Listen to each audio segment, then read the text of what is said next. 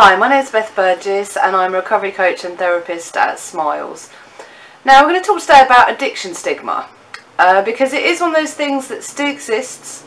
So a lot of people want to know, how they should sort of broach the subject of being an alcoholic or an addict, whether they should do it at all. Now I find that this goes in different stages. So often at the beginning, when you're in your addiction or are trying to recover, you might not want anyone to know. It's one of those sort of absolutely don't tell anyone, keep it a secret sort of things. Then when people are sort of entering recovery, they might move on to a kind of need to know basis. So you might tell people if it seemed very important to, for example, perhaps if there was a medical reason or if someone was getting closer to you. So you might tell them rather than, introducing it when you first met, you tell them a bit later. Then people move into the stage sometimes where they feel a bit more comfortable just sharing that information. And again, it's not something they necessarily broadcast, but they're quite happy telling people about that information if it comes up. And then there's the fourth stage, which I'm at, which is basically, I don't care who knows. I'm really not bothered who knows about where I've come from, and that's because I've got a solid recovery, and I'm actually damn proud of myself for recovering. So, yeah, in fact, I think one of the things about this is that none of the stigma around addiction that actually exists now will be broken if we all remain in the other categories. Okay, so for me, it's a very, very personal decision about when you decide you're ready to tell people about your addiction and your recovery. So it's important before you decide whether to do so that you ask yourself two questions. Firstly, who else will this affect if I disclose this information? And that could be, for example, you might have children, you might have other family members who wouldn't feel comfortable about you telling other people. You also have to think if it would affect the person you're telling.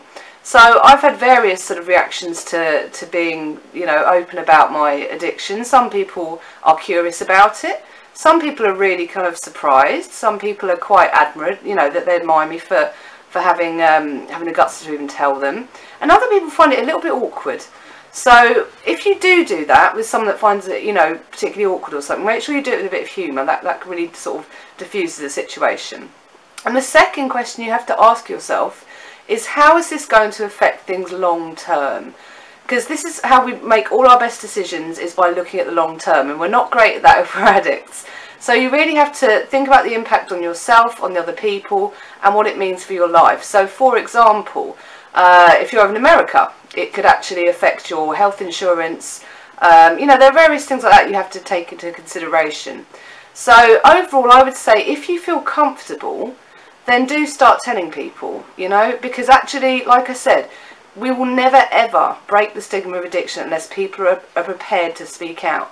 Now this is something I actually mentioned in one of my books. I've written a couple of books about addiction. This one, The Happy Addict.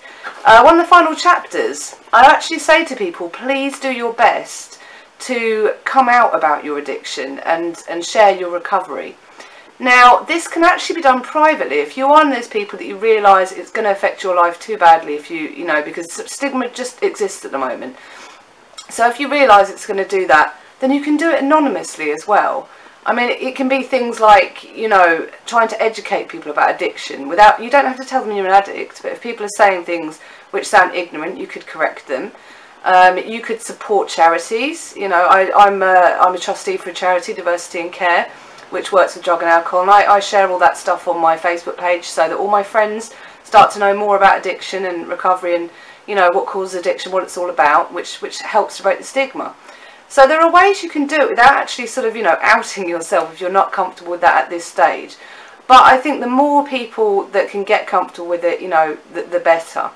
So, those are my tips, basically. Ask yourself, who will this impact? What's the long-term, result of doing this?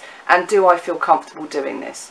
All right, and if you can answer all those questions and find that that's actually a good thing to do, then why not? All right, just be aware that, like I said, some people may react in all sorts of different ways. You can't control other people's reactions, okay? All you can do is keep yourself safe and control how you react to them. All right, so I hope that's helped you. I'm all for breaking the stigma, so, if anyone wants to drop me a line about that, then, always do that. I'll drop the link to my website below and the book if you want to read that. Take care, and I'll speak to you soon.